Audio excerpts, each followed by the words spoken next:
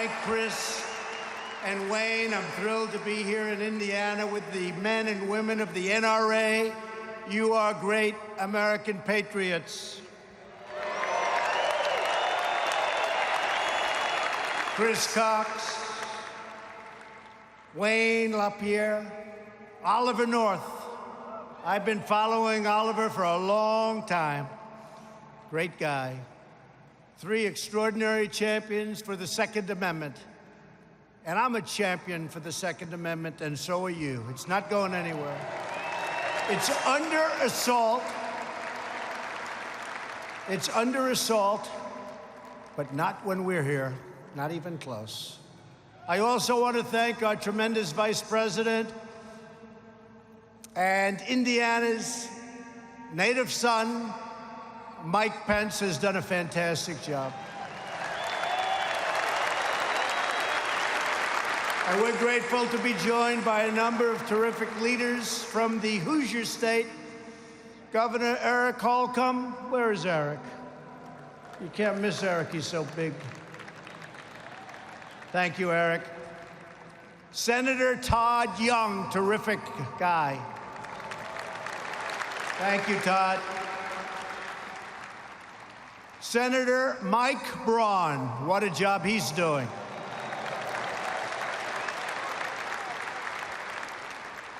And Representative Greg Pence, his familiar name. Thank you, Greg. Jackie Walorski. Jackie, thank you. Jim Baird and Jim Banks, great representatives. Thank you all very much. Tremendous help, tremendous. I also want to recognize Secretary of the Interior, David Bernhardt. What a job he's been doing. David, thank you. Thank you. A great friend of mine, Kentucky Governor Matt Bevin.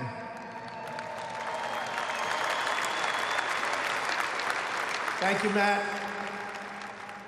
And the House GOP whip, a man with more courage than most of us here today. He took some very, very severe shots, you know that, by a madman. And he's stronger and better. I actually told him backstage, I said, you're much more handsome than you were 2 years ago. I don't know what's going on. And he is, Steve Scalise. A lot of courage. Thank you. Thank you, Steve. And most importantly, I want to thank all of you, the proud card-carrying members of the NRA.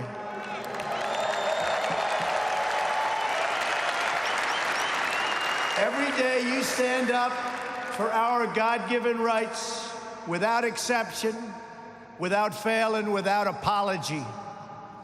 Together we are fighting for the timeless values that have built and sustained our nation. And our nation is greater today than it has ever been. Stronger, richer, we're doing better than ever before. We are great Americans. You're doing a great job. Thank you. Thank you. We believe in the rule of law, and we will always protect and defend the Constitution of the United States. And there are some people that are running right now. I don't think they have that #1 on their list. We believe that children should be taught to love our country, honor our history, and always respect our great American flag. And we believe in the right to self-defense and the right to protect your family, your community, and your loved ones. We believe in the wisdom of our founders. And we believe in freedom and liberty and the right to keep and bear arms.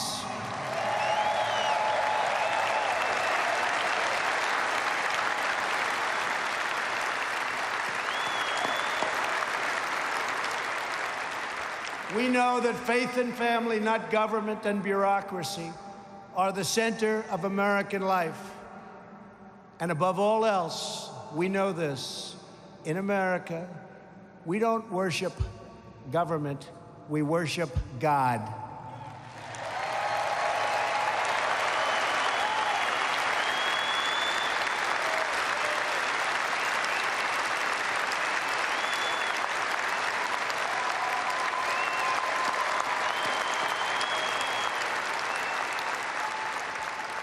Every day of my administration, we are taking power out of Washington, D.C., and returning it to the American people where it belongs. And you see it now better than ever with all of the resignations of bad apples. They're bad apples. They tried for a coup, didn't work out so well.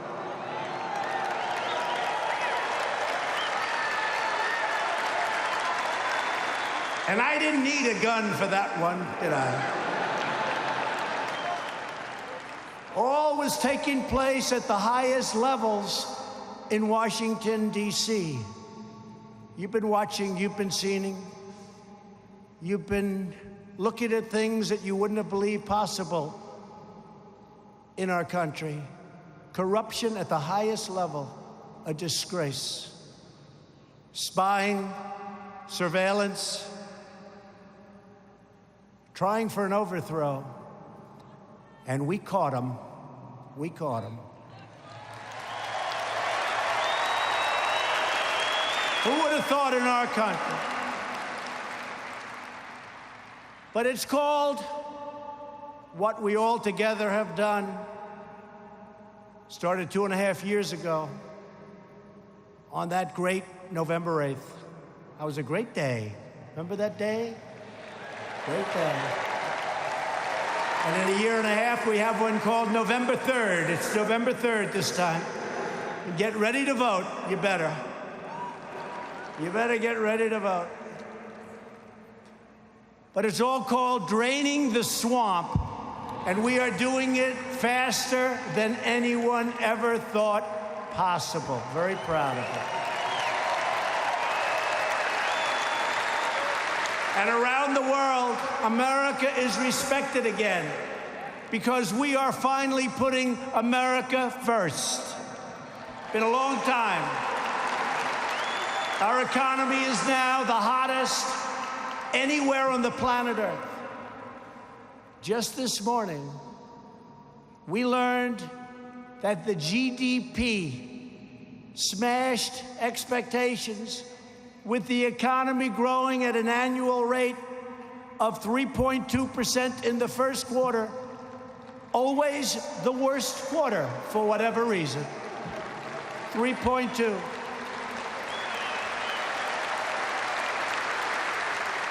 And if we kept the same interest rates and the same quantitative easing that the previous administration had, that 3.2 would have been much higher than that, but they hadn't hit these numbers in 16 years. We had a tremendous increase in inventory investment. You know what that means? And listen to this, a very big increase in net exports. Isn't it about time? Isn't that nice? We've added almost 6 million jobs since my election. And if I would have said that during the campaign, all of those people back there, we call them the fake news, they wouldn't have believed it. They're fake. They're fake. Blue-collar jobs recently grew at the fastest rate in more than 3 decades. Nearly 5 million Americans have been lifted off of food stamps since our election. Wages are rising fast, and the lowest paid workers are making the biggest percentage gains of all, and that's nice to hear. It's about time. Unemployment recently achieved its lowest rate in 51 years, and very shortly, it should be its lowest rate in the history of our country.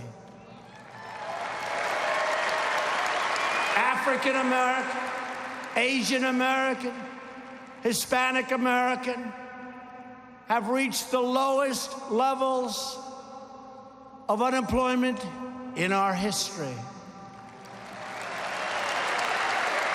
America's future has never been brighter, and yet Democrats have never been angrier, especially now that their collusion delusion has been exposed to the world as a complete and total fraud.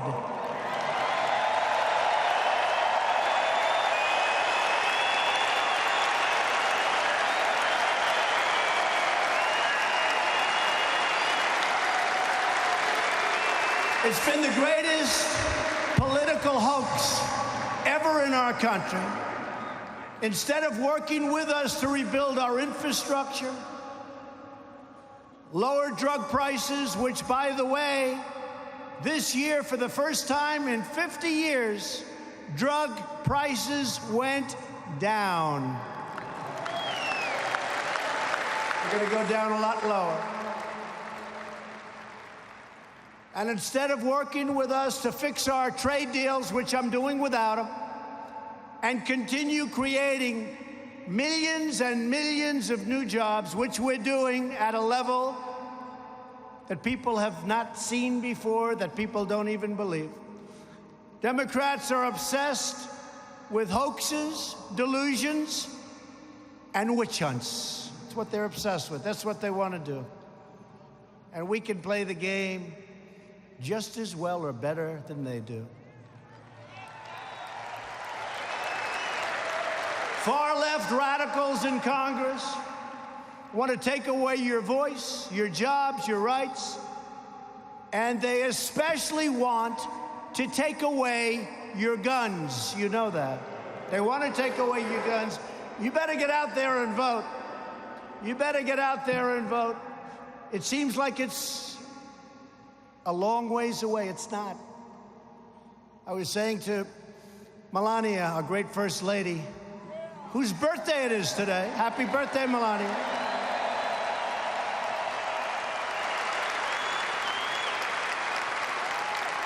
I remember standing 2.5 years ago in the same hallway where Abraham Lincoln and so many others have stood. My first night in the White House. And I said to Melania, I said, this is incredible. And 4 years seemed so long away. And now here we are. We're getting ready to start up the campaign again. Start up the campaign again. I never want to do anything with MAGA because MAGA country and MAGA, Make America Great Again, has been great. But we've really made it great. We've made it great. We brought it back. And we're thinking about slogan, Keep America Great, because you have socialists and far-left Democrats that want to destroy everything that we've done. Your 401ks are going through the roof. Your stock market since the election has hit a record high. Almost 100 different records I've broken. Record high. But everyone's like a genius now. They buy stock and they're all up. Everybody's benefiting and jobs are benefiting. But it can all be taken away when you start putting the wrong people in office. We've cut regulations more than any president in the history of our country. And that's in 2 years. In 2 years, we did more to regulation. Think of that, than any president in the history of our country. It's one of the reasons our jobs are booming, one of the reasons the economy's booming. We gave you the largest tax cut in the history of our country, the biggest ever. And we got ANWR approved. And we got the individual mandate, the absolute worst part of Obamacare, eliminated. Now we're going for the rest. And we had it done except for one vote. You know what I'm talking about. One vote. In recent days, leading Democrats have proposed banning new guns and confiscating existing guns from law-abiding citizens. What they don't tell you is the bad guys aren't giving up their guns. And you're not going to be giving up your guns either. At the same time, House Democrats recently voted against notifying ICE, these brave, great, talented, brilliant patriots, when an illegal alien attempts to buy a gun, which is a felony. Democrats also support sanctuary cities that release thousands of dangerous criminal aliens onto our streets. In fact, they like the criminal aliens and aliens so much that when we're forced to release them into our country because of the horrible immigration laws that the Democrats refuse to give us the votes, we need some of their votes to change, we give them as many as they can handle.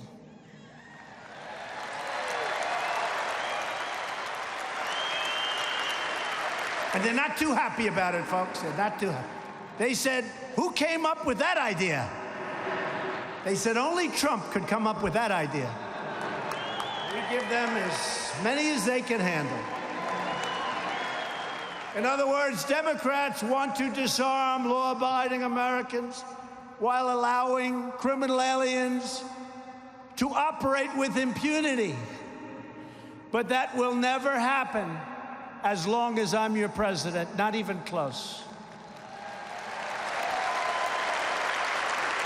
I promise to defend the Second Amendment rights of every American, and I always will. I'll never let you down. Never let you down. Haven't so far, and I won't. Because as the famous saying goes, when guns are outlawed, only outlaws will have guns. Very simple. The Democrats are also working hard to block the wall. But we are building the wall. They're not happy about it. And we will have over 400 miles of wall built by the end of next year.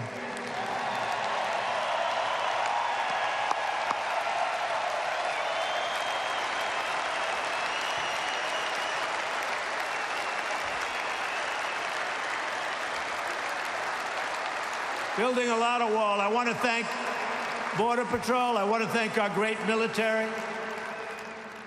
I want to thank the Army Corps of Engineers. They've been incredible. And we are doing something that I could do very quickly, and we're doing it very quickly. But dealing with these people is very, very difficult if you haven't noticed, okay?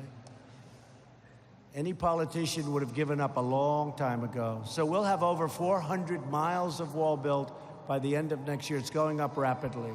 Rapidly. We're also renovating tremendous stretches of wall. We have wall that's in bad shape, but it's structurally sound. And rather than building new, we renovate it. We make it as good as new, save a lot of money, and we gain a lot of territory. So we have a lot of great things going. A lot of great things going. Most importantly, Democrats must change our immigration laws right now. Right now. We can do it in, I used to say 45 minutes. We can do it in 15 minutes. It's very simple. You know the programs. They're horrible. The asylum, where rough, tough MS-13 gang members come in. You don't want to meet with these people, but ICE doesn't mind, because ICE is throwing them out of our country by the thousands. And the Democrats want to eliminate ICE. Can you believe that? Boy, oh boy. But it's incredible what they've done. It's incredible what we've done. But they stand there, asylum, and they read a statement. I am afraid for my life. I am afraid to go back to my country. I want to be an American.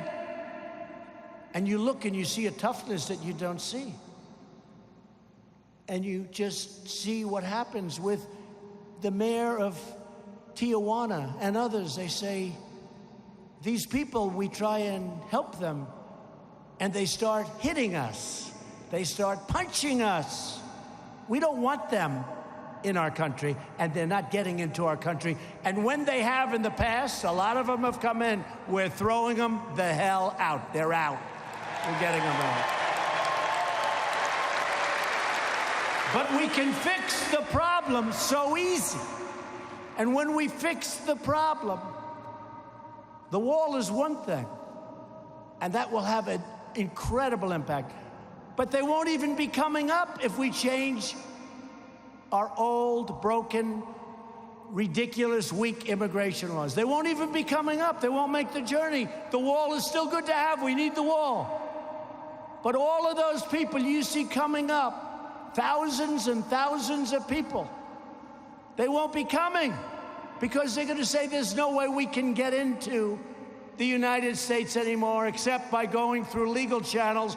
And what we want is we want people. We need them for all of the great companies that are coming in. But people have to come in to our country legally and through merit. Through merit.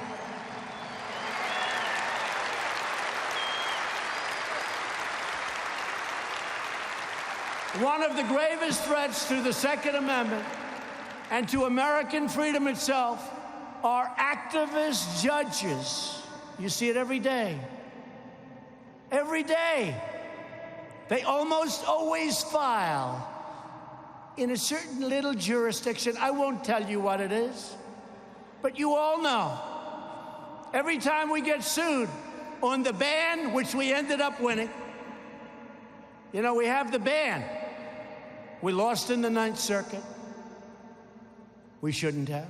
We lost in the Ninth Circuit Court of Appeals, which we shouldn't have. And we won at the United States Supreme Court. So we have the ban, travel ban.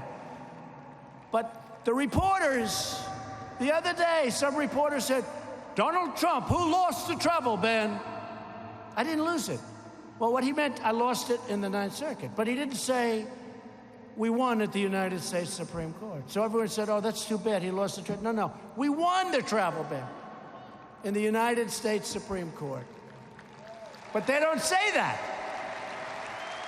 So when we confront them, they said, no, we were referring to the lower courts. I said, what about the upper court? They ruled, it's done. Well, we weren't talking about the Supreme Court. We were saying you lost it. These are very, very dishonest people, okay?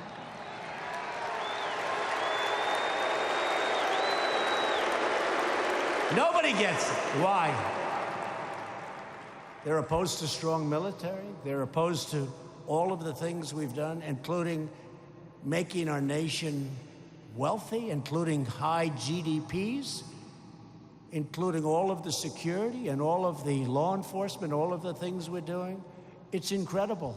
Nobody understands it. Someday we're going to figure it out, and I'll feel much better about it. But why are they opposed to things that truly make our country great? Why? Nobody gets it. I don't get it. The level of dishonesty and corruption in the media is unbelievable. But we're stuck with activist judges who seek to rewrite our Constitution to force their own radical views onto our country. That is why my administration has led a historic effort to confirm fair and impartial and mostly conservative judges who will interpret the Constitution as written. And I'm very proud to announce that we will soon have 145 federal judges confirmed, a record number including 2 great Supreme Court judges.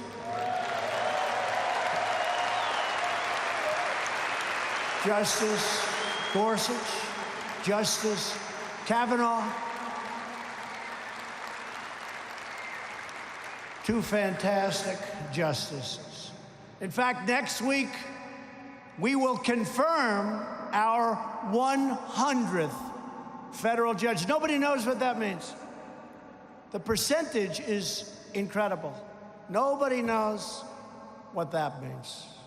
And in the end, I expect to have the second highest percentage of judges confirmed in the history of the United States, more than any other president, except one. I'll never beat this one. Percentage of judges approved. You know who the one is? Take a guess. George Washington. He gets 100%. Now, he had 100%. He named every one of them. But you know what? We'll have more of them. George Washington. But we're also defending free speech on our college campuses. Last month, I signed an executive order requiring public colleges and universities to respect the First Amendment rights of their students or risk losing tens of billions of dollars in federal funding. You don't want to hear another voice. You don't get all of this tremendous amount, in some cases, ridiculous amounts of dollars.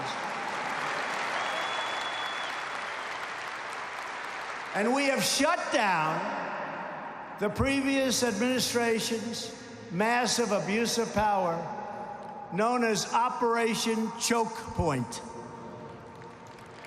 Under this ill-advised program, government bureaucrats discouraged banks from making loans to gun retailers, a backdoor attack on private gun ownership that will never be allowed to happen on my watch. That's step one, folks. Step one. You know what step 2, 3, and 4 is? Step 4 is you don't have guns. You don't have any way to protect yourself. Today, I'm proud to announce another historic step to protect your Second Amendment rights. And I didn't tell Chris and Wayne and Oliver, I didn't even tell them about it. So they're listening in this big room someplace in a second. I wonder what he's going to do. The good thing with me, you never know. Never know.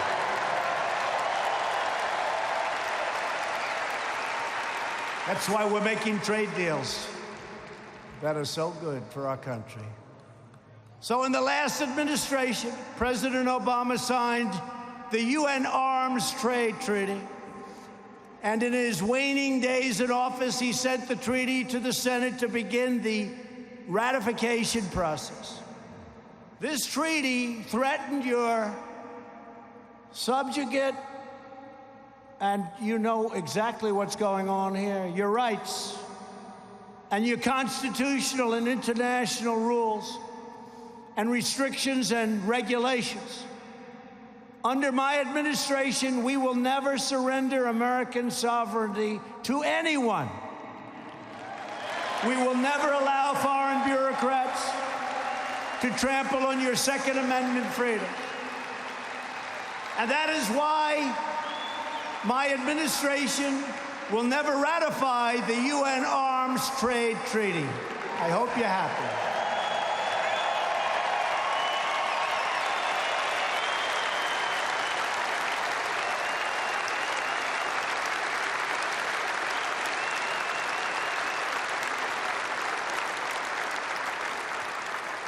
I'm impressed. I didn't think too many of you would really know what it is. You know what it is? A big factor. But I see a couple of very happy faces from the NRA over there. And I am officially announcing today that the United States will be revoking the effect of America's signature from this badly misguided treatment. We're taking our signature back.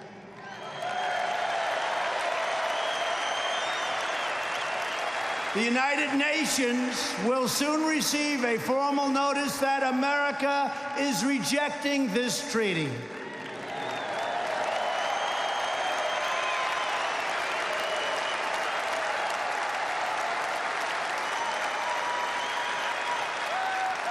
As part of this decision, I will sign right now in front of a lot of witnesses, a lot of witnesses, a message asking the Senate to discontinue the treaty ratification process and to return the now rejected treaty right back to me in the Oval Office, where I will dispose of it.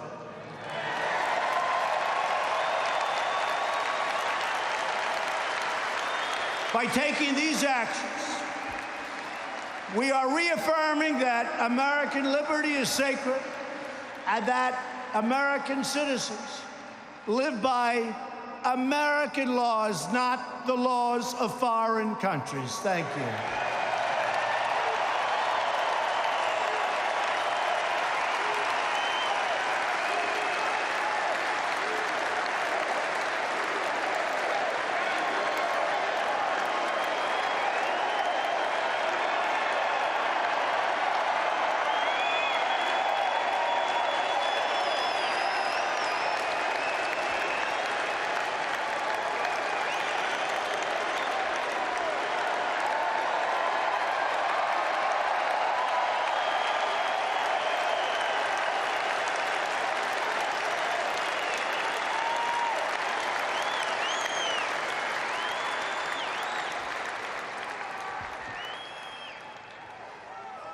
They all want the pen. Can you believe these people? Should I give it to them?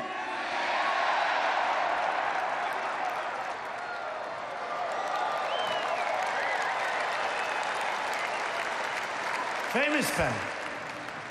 As we protect gun rights for law-abiding citizens, we are also getting guns out of the hands of violent criminals.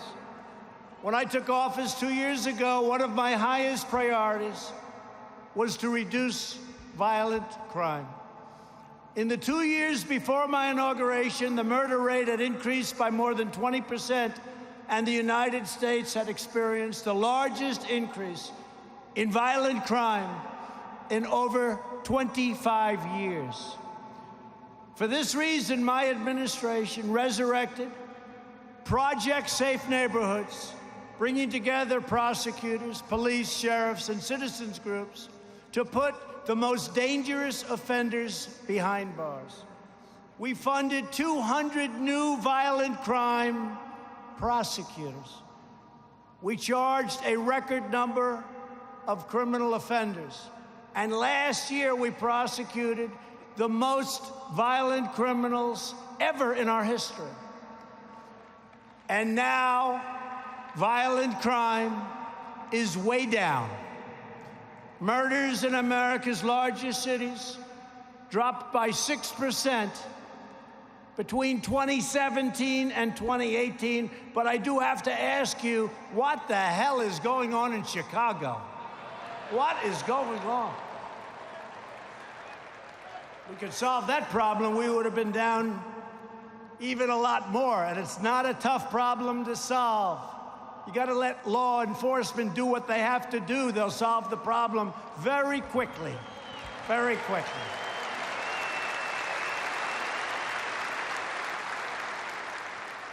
We don't think enough about the victims. They're too worried about the people that caused the crime. It's got to stop. That thought process is no good. The number of police officers shot and killed in the line of duty last year, I'm so happy to report, is down 21% compared to the year before, and that was the year before I took office. One of the reasons is that we are supplying police with surplus military equipment, supplies, and gears that the previous administration refused to give up. This is surplus. This is extra. We don't need it. Great equipment sitting in warehouses all over the country. Billions of dollars of equipment that the military no longer needs or wants or uses, but the top of the line. Some of it's never been used, brand new. From vehicles to essentially supplies of all kinds, including bulletproof vests. And rather than having it sit and draw dust, I had it distributed all over the country to our police departments.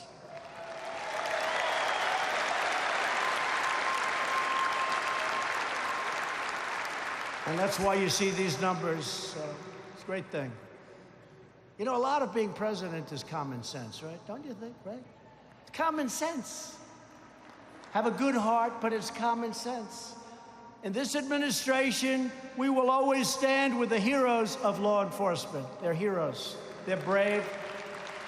They're great.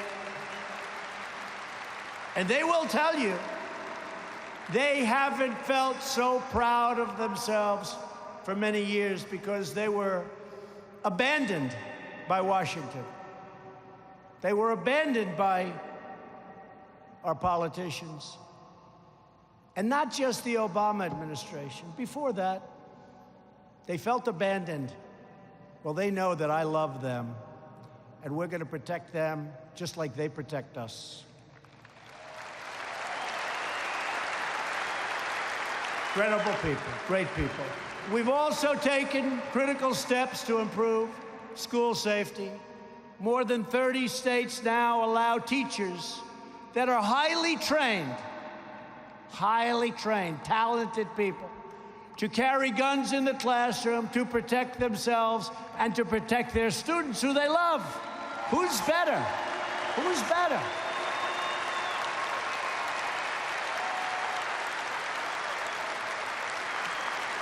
I've been calling for that for the last 2 years, and I think we had a big impact.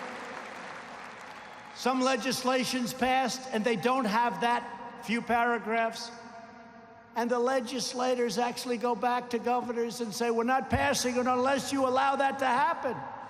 So we've come a long way. But who's better to protect our students than the teachers that love them?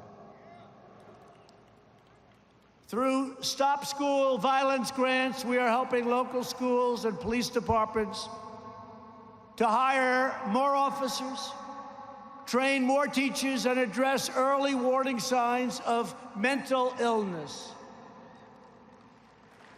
Every day, citizens across America exercise their constitutional right to defend themselves, their families, and their communities.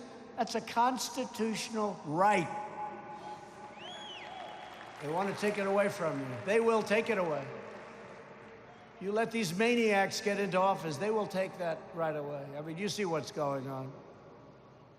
Let the Boston bomber vote. He should be voting, right? I don't think so.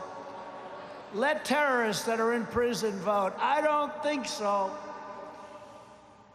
Can you believe it? But this is where some of these people are coming from. And they're the most popular ones. When Bernie Sanders made certain statements the other day, I said, well, that's the end of his campaign. Then what happened is everybody agreed with him. Or most of them. We know that the only way to stop a bad guy with a gun is a good guy with a gun.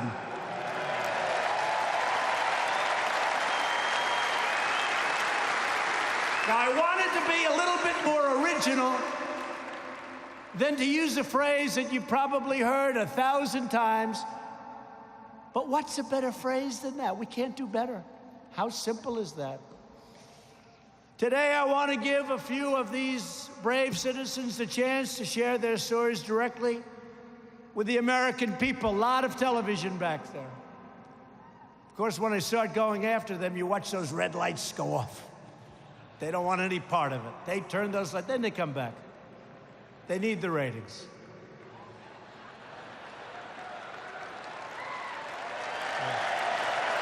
They come back. In fact, at a certain point, I think they'll probably all endorse me. Because would they be dead without me? Can you imagine? Can you imagine having some nice, boring person get up here? Well, they wouldn't be up here. They would be as far away from you as possible. April Evans joins us from Virginia. One night in 2015, she was home alone with her 2-year-old daughter when an intruder broke into her home violently. April took care of it. April, please come up. Please, April.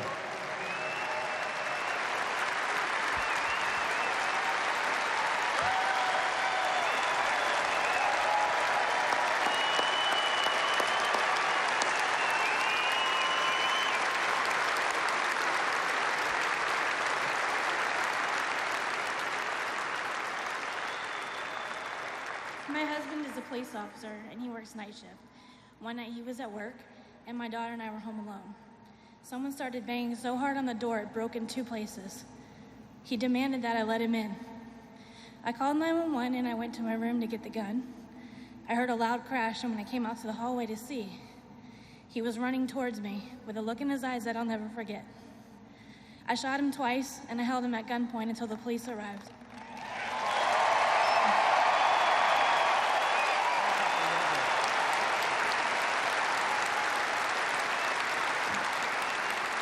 This event was something that changed my life. I've never been more afraid, but I've been standing strong, and I've told my story again and again because with each person I told, they stood a little taller knowing that if I could protect myself and my family, that they could too. Protecting my family would not be possible without the right to bear arms. It's an issue that's obviously close to my heart. If these rights had been taken from us, I may not be standing here today, and I may not have a healthy, now 6-year-old daughter. I'd like to thank you, Mr. President, for your unapologetic stance on our right to bear arms. I truly believe those rights saved my life and the life of my daughter that night. Thank you.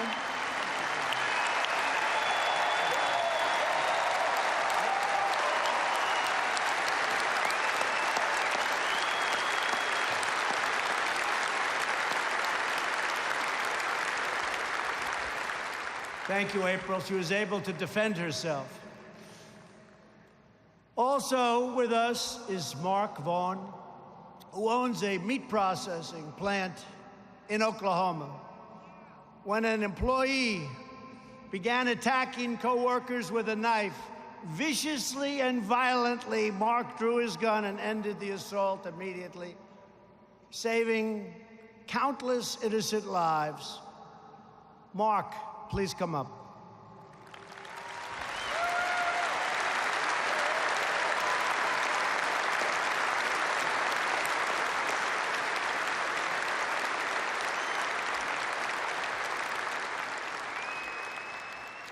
Thank you, Mr. President.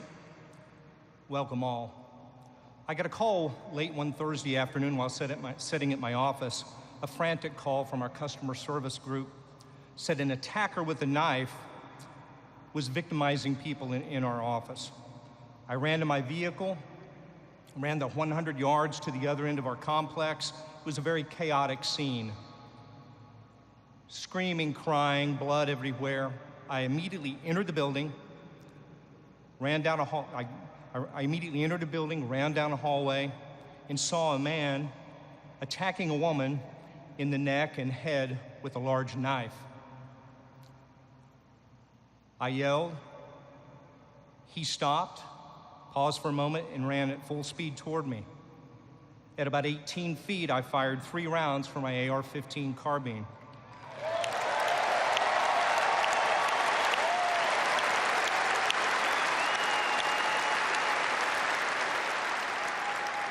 Immediately incapacitating the subject.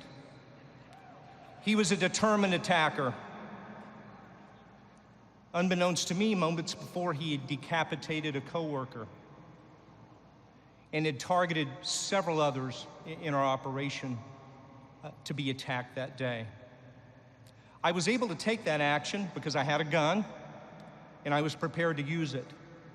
These are central missions of the NRA, and I thank you, NRA, for that, and everyone here.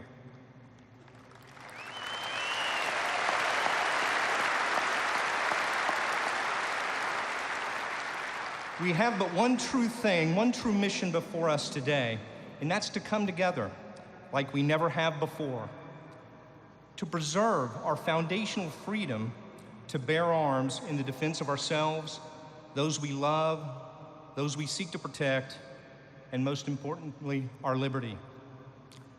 Lastly, I'd like to express gratitude. No other president in our lifetime has stood with us so strongly in defense of our Second Amendment rights. Thank you, Mr. President.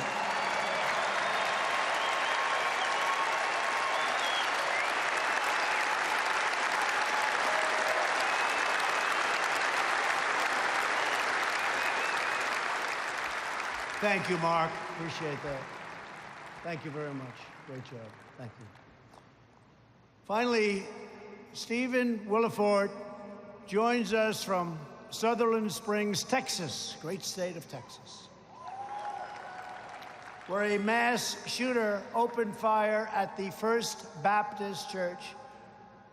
You all read about it. In November 2017, taking many innocent lives, wonderful, wonderful people. Stephen heroically risked his life to bring the horrible violence to an end.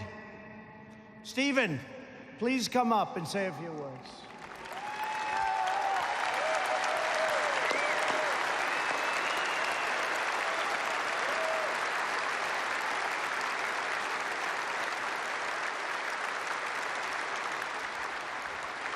I would like to thank first the NRA for this opportunity, and then I would like to thank our president for this opportunity. On November 5th, 2017, I was home because I was going to start my on-call at the hospital where I worked as an emergency plumber during on-call and could be called a lot. So I stayed home from church that day because I wanted to get rest. Wasn't to happen. My daughter came into my bedroom and said, "Dad, doesn't that sound like gunfire to you?" I ran to my window thinking it was someone tapping at the window, and she said, "No, come into the kitchen," where I immediately said, "It is gunfire." My daughter was an NRA distinguished expert when she was 8 years old. All three of my children, my other daughter and my son, were NRA distinguished experts by the time they were 8 years old. I was an NRA instructor. I ran to my safe, and my daughter ran outside, ran out to her car, got in the car, and ran reconnaissance for me. She ran up to the corner and came back while I was getting a gun out of my safe and loading it, and she said, "Dad, there's a man in black tactical gear shooting up the church." And I said, "Did you call 911? She said, "I did. They're aware of it." Right away, that told me police were coming, but I couldn't wait. I couldn't wait. Our police department in Wilson County is some of the best officers in this world, and they were racing as fast as they could, but my community couldn't wait for them.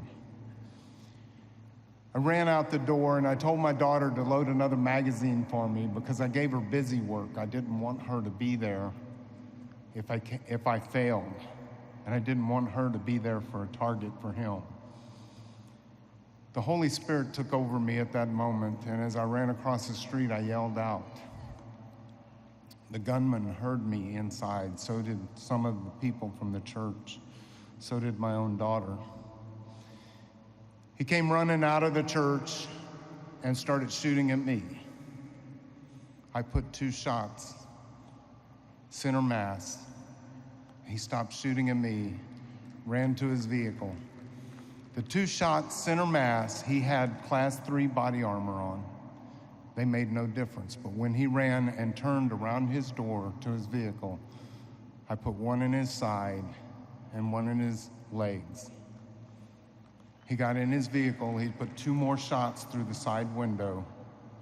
I put 1 where I perceived his head to be and shot through the window. He took off and ran away down the street, and I'm thinking, oh my God, he's getting away. I ran out into the street, took 1 more shot that went through his back window, penetrated the driver's side seat, and hit him just right at the left shoulder blade.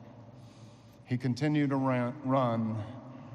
I met up with a man that was just parked and watched the whole thing, and everybody in this world would have just driven on. But this is Texas. We aren't known for our sanity.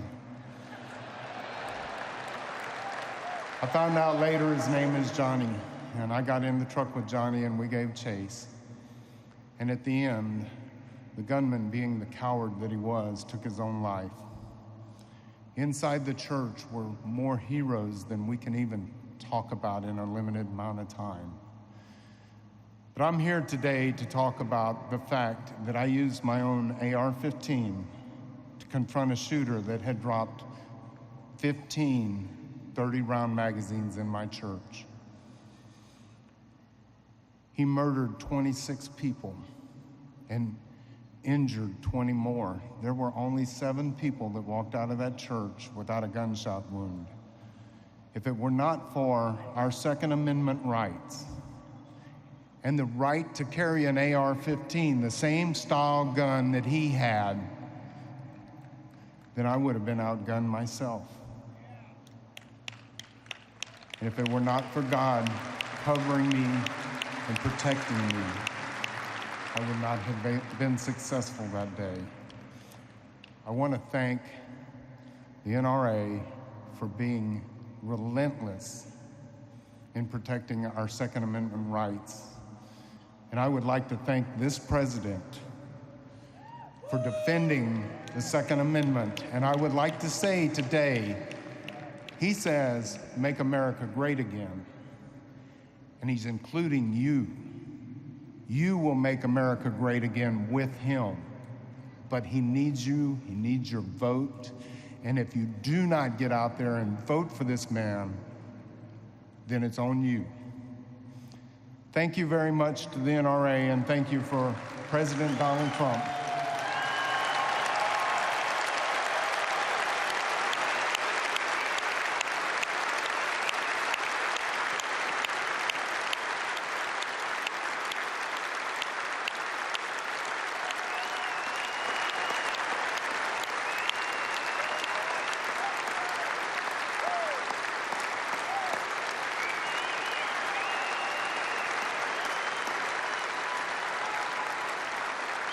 Well, what a job.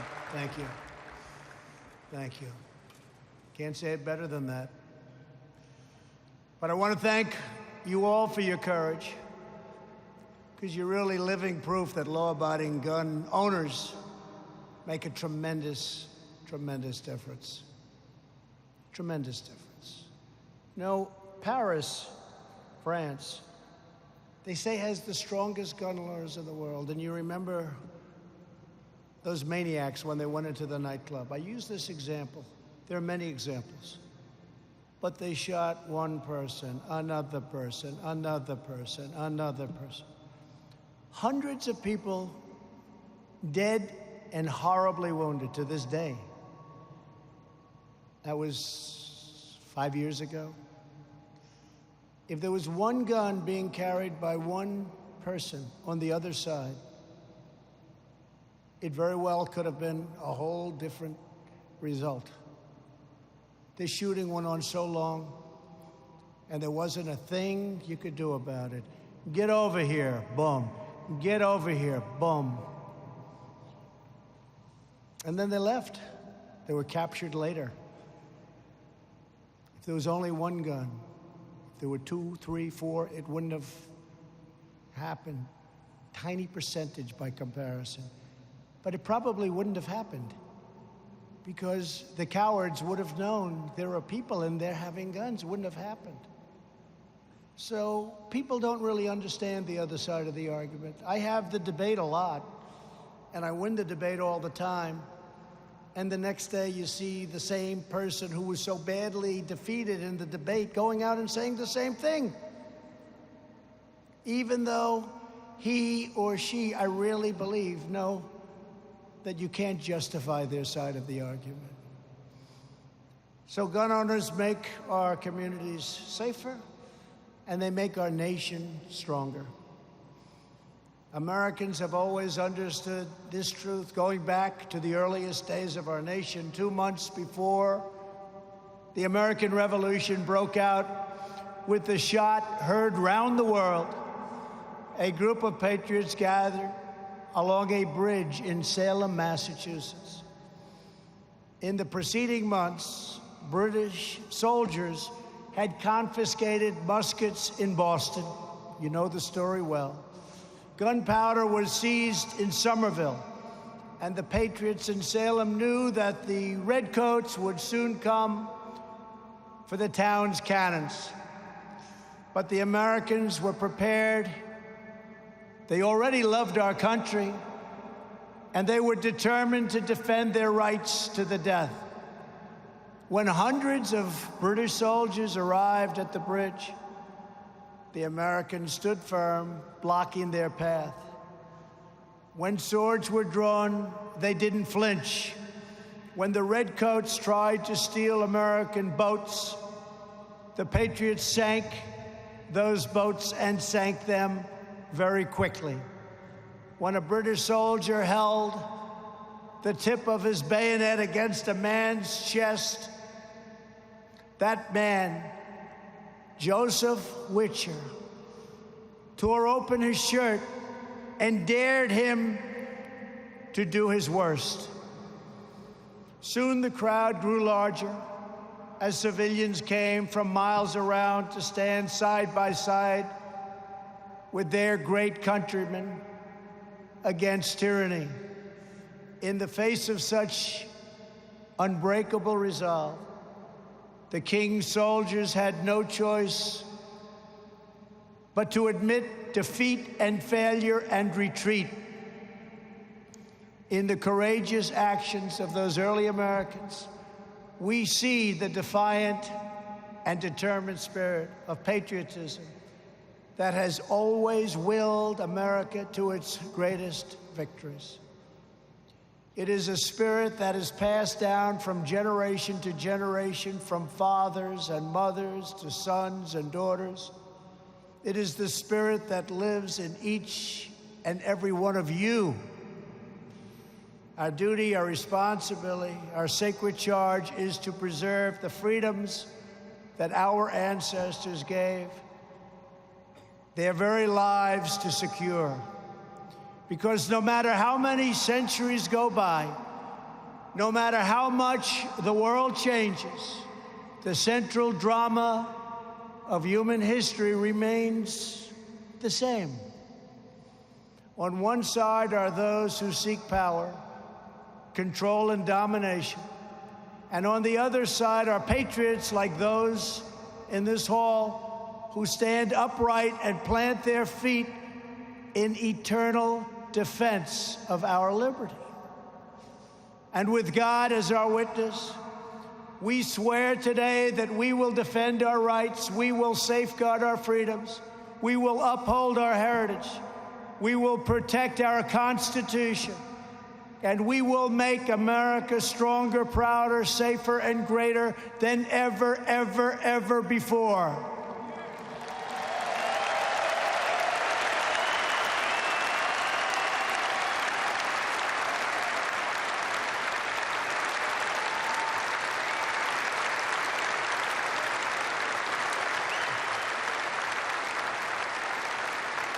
To all of our incredible friends at the NRA, thank you for fighting the good fight.